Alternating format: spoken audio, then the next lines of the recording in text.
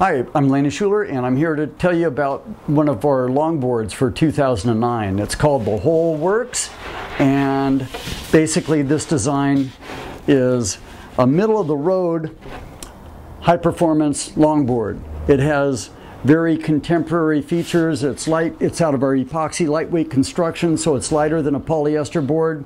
It's a very lively performance. Concaves in the bottom, moderate width for a longboard. This particular model is 9 feet by about 23 inches wide.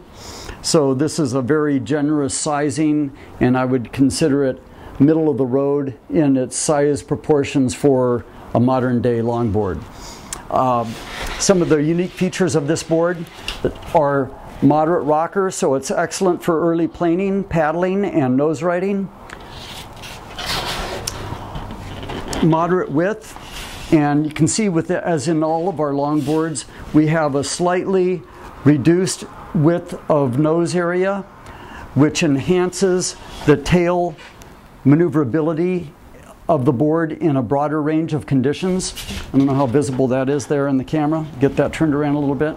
You can see that the boards are a little fuller with a little more curve near the back foot, a little narrower in the front, but still good full width for nose riding, early planing, and paddling power.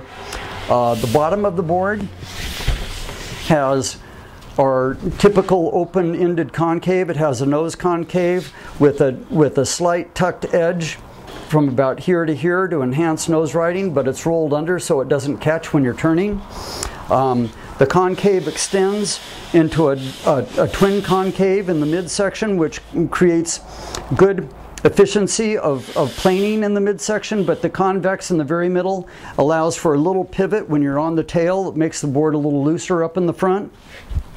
The board goes to a deep spiral V convex in the tail, moderately deep in the tail, which gives the board a tremendous looseness and unidirectional capability when you're focused, when your weight's more focused on the tail for turning and maneuverability.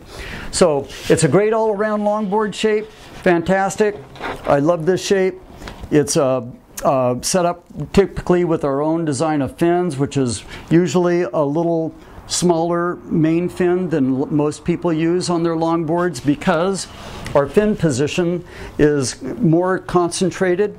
Our fin grouping is a little closer together than a lot of longboards are. Typically, side fins on most longboards are up around 15, 16 inches, and ours are back between 12 and 14 inches, depending upon the applied performance intentions for that particular board. So with a tighter grouping of the side fins to the main fin, we can get by with smaller fins in overall size, which makes the board far more responsive, far less specific in how the board is turned in certain situations on the wave face. And another reason why we can get by with smaller fins is not only because they're grouped tightly, but also because of the character of the concaves in this general fin area. The concaves in conjunction with some tucked edge in the tail makes the fins extremely efficient, and therefore we don't need as large a fins, which makes the board a lot easier to surf and a lot easier for cutbacks, tighter radius bottom turns, overall responsiveness in tight situations on the wave face. So again, the whole works. It's the whole package. As my daughter says, it's the whole 9 feet. So thanks, and look forward to you trying it at one of our shops.